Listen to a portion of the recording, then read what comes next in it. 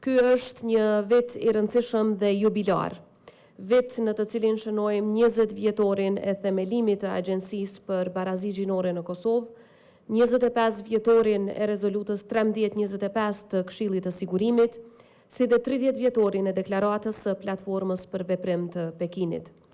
Pikrisht atëherë, shprehja ikonike ish sekretarës së shtetit Hillary Clinton, të drejtat e grave janë të drejtat e njeriut, I hapi rrugë një transformimi të jashtëzakonshëm global, në drejtim të avancimit të barazisë gjinore dhe të drejtave të grave dhe vajzave.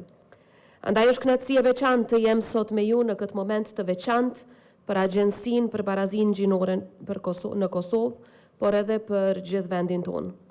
Ndër vite, ky institucion ka qenë gardiane e barazisë gjinore, duke luajtur një rol udhëheqës në rrugtimin tonë drejt kauzës për barazi dhe drejt një shoqërie ku secila grua dhe secili burr ka mundësi të barabarta dhe gëzon të drejta të plota.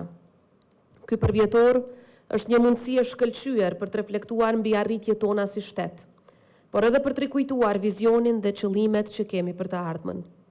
Në këto 20 vite, Kosova ka bërë hapa të mëdhenj, duke shënuar progres jo vetëm në nivel kombëtar, por edhe duke forcuar pozicionin e saj në arenën ndërkombëtare. Sot dëshmojmë për suksesin e një shteti që ka arritur të përmbush synimet rëndësishme në agjendën për barazi gjinore, por që ende ka shumë punë për të bërë, për të aplikuar atë në çdo aspekt dhe në çdo fushë. Ashtu si shpërmenda në fillim, këtë vit festojmë për vjetoret e deklaratës dhe platformës së Pekinit, si dhe rezolutës 1325. Me shumë krenari themi se Kosova ka marrë dhe e ka inkorporuar principet e këtyre dokumenteve ndërkombëtare në politikat e saj të përditshme. Mbrojtja dhe avancimi I barazisë gjinore janë shtyllë kyçe për forcimin e shtetit tonë dhe për zhvillimin e tij demokratik. Përmes përkushtimit institucioneve tona, si dhe përmes angazhimit palodhur të organizatave të shoqërisë civile, si dhe mbështetjes së partnerëve ndërkombëtar, ne kemi arritur të ndërtojmë një shoqëri më të barabartë dhe më të drejtë për të gjithë. Në këtë rrugtim, Agjencia për Barazi Gjinore ka luajtur një rol udhëheqës në këtë proces, duke kontribuar në integrimin e perspektivës gjinore në fusha të ndryshme jetike për shoqërinë tonë, si arsimi, shëndetësia, punësimi, fuqizimi ekonomik I grave, mediat, kultura, sporti e shumë të tjera. Por kjo nuk u arrit brenda natës dhe nuk ishte as pak e lehtë. E në veçanti nuk ishte e lehtë për gratë. Ato që qëndruan në balë të rezistencës paqësore, ato që luftuan me armë në duar e vendosmëri të pashoq për të arritur lirinë tonë në ditët më të errta të historisë sonë. Ato që ngritën zërin për liri e për dinjitet dhe edhe sot I prinë proceseve jetike në çdo fushë të jetës sonë. Historitë dhe kontributi tyre qëndrojnë në vetë themelet e shtetit tonë.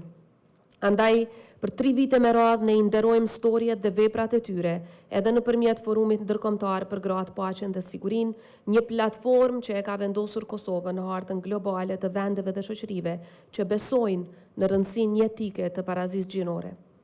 Në këtë drejtim, edhe Qendra Rajonale e Ekselencës për gratë, paqen dhe sigurinë, e themeluar në kuadër të zyrës së presidentës, mbetet një nga mekanizmat më të rëndësishëm, që jo vetëm promovon, por edhe trajton sfidat me cilat përballen gratë dhe vajzat dhe sjell ekspertizë ndërkombëtare që na ndihmon të avancojmë më tej agjendën për gratë, paqen dhe sigurinë, si dhe atë të barazisë gjinore. Barazia gjinore asnjëherë nuk është fjalë në letër. Nuk është një premtim zgjedhor. Nuk është një stacion ku mbrim e më pas pushojmë. Barazia është një betim dhe veprim I përditshëm. Është një marshim I përbashkët. Le të qëndrojmë të palëkundur në këtë vizion. Le të ndërtojmë një Kosovë ku asnjë vajzë, asnjë grua nuk jeton në hijen e frikës, ku asnjë prej tyre nuk mbetet jashtë mundësive, dhe ku çdo derë e jetës publike hapet për të gjithë, pa dallim, pa paragjykim, pa asnjë barierë. Le të ecim bashkë me besim, me vendosmëri dhe me guxim, sepse kjo është rruga drejt një shteti që I ngjan idealeve tona më të larta.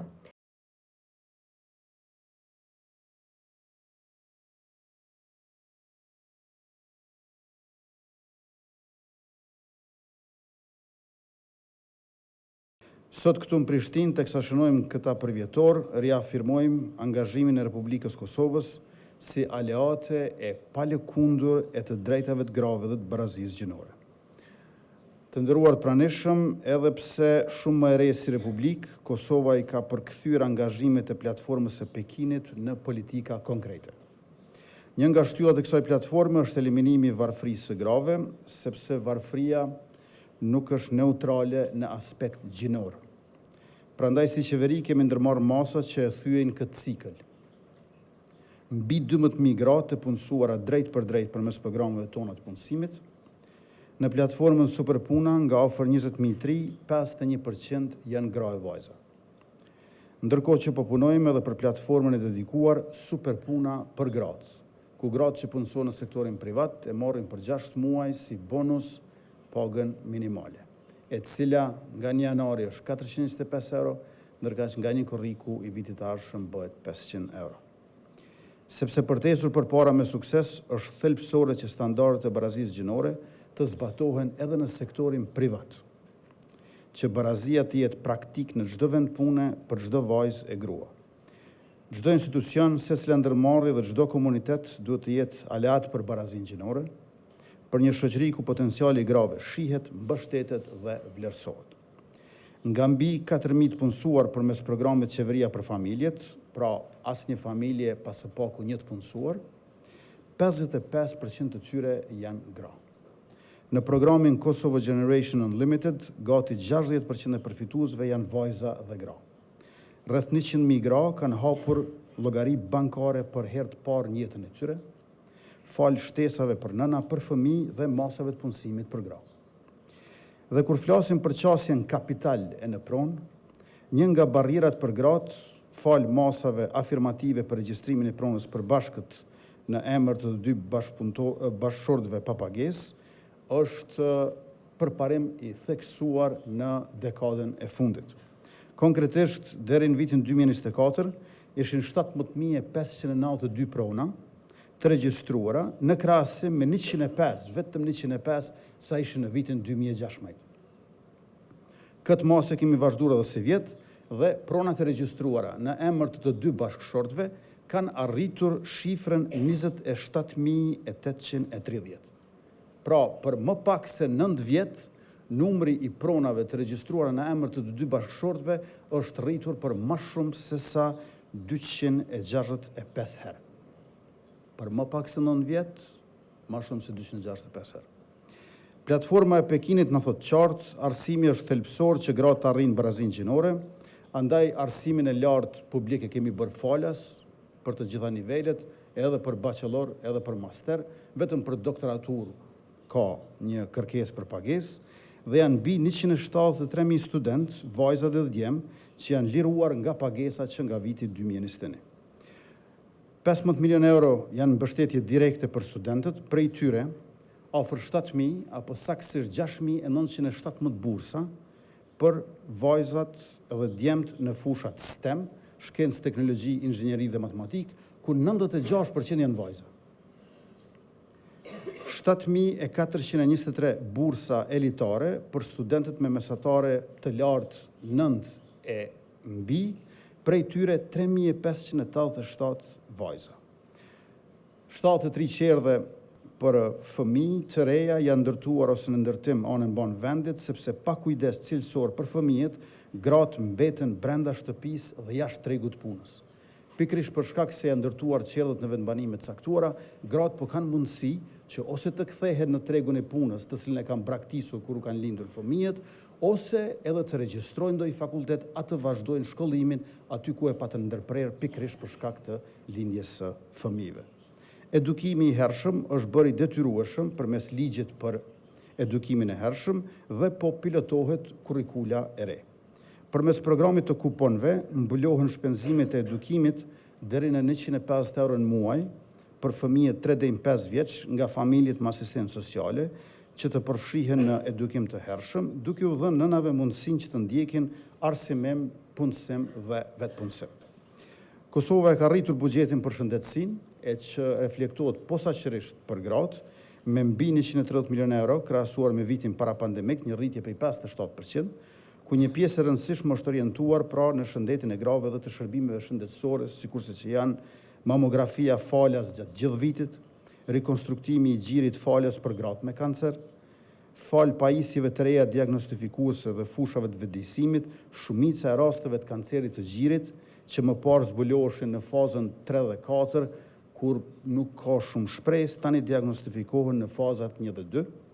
Vaksina HPV për vajza deri në 15 vjeç për parandalimin e kancerit të qafës së mitrës, 3 rezonanca të reja magnetike dhe transformimi klinikave kyçe përfshirë ginekologjinë dhe onkologjinë, shërbime të reja si mjekësia fetale dhe amiocenteza, dhe mbi 7 barna të reja në listën e barnave esenciale që janë shtuar gjithashtu për fertilizim të asistuar. Të nderuarat pranishme, në një kohë kur në shumë vendet botës po shohim kufizim të drejtave riprodhuese, stigmatizim dhe pengesa në qasje në shërbime, Kosova po zgjeron edhe qasjen, por edhe po e rrit cilësinë. Sipas platformës e Pekinit dhe rezolutës 1325, po e adresojmë dhunën ndaj grave si çështje të sigurisë njerëzore, jo si çështje private. Barazia gjinore është boshti mbi të cilin ngrihet e ardhmja e një shoqërie që synon drejtësi të vërtetë, institucione të përgjegjshme dhe zhvillim të qëndrueshëm. Sot, kur flasim për barazin, nuk flasim thjesht për të drejta individuale, flasim për arkitekturën e vetë shtetit, për rrënjët e stabilitetit dhe për themelet e demokracisë funksionale. Prandaj, kjo çështje, pavarësisht se sa dekada apo dokumente ndërkombëtare kemi përpara, mbetet një angazhim i pandar, kombëtar, por po ashtu edhe global. Këtë vit shënojmë 2 momente që kanë formësuar politikën dhe vedijen ndërkombëtare, pra si që përmend, 30 vjetorin e deklaratës dhe platformës së veprimit të Pekinit, dhe 25 vjetorin e rezolutës 1325 të Këshillit të Sigurimit të OKB-s për gratë, paqen dhe sigurinë. 2 dokumente që nuk dhanë vetëm udhërfys, por po ashtu hapën rrugë të reja, duke i bërë shtetet përgjegjëse për veprime të matshme dhe jo vetëm premtime të mira.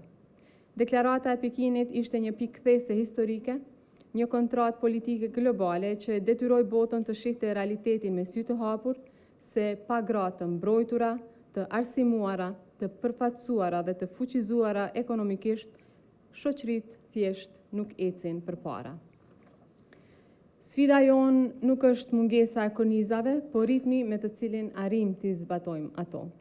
Dhuna ndaj grave dhe dhuna në familje, që u përmend edhe nga presidentja e vendit, por edhe nga kryeministri Kurti, janë plagë shoqërore që nuk njohin kufi politik, ekonomik apo edhe kulturor. Dhe pikërisht për këtë arsye, gjatë mandatit tim, sa kam qenë pra ministre e drejtësisë së bashku me institucionet e tjera, dhe këtu institucion kyç që kemi pasur edhe Agjencinë për Barazi Gjinore, të cilën e falenderoj për kontributin që kanë dhënë në vazhdimsi, ne bashkarisht kemi ngritur një standard të ri të veprimit, një standard që nuk e pranon më heshtjen, as normalizimin e dhunës dhe as neglizhencën institucionale.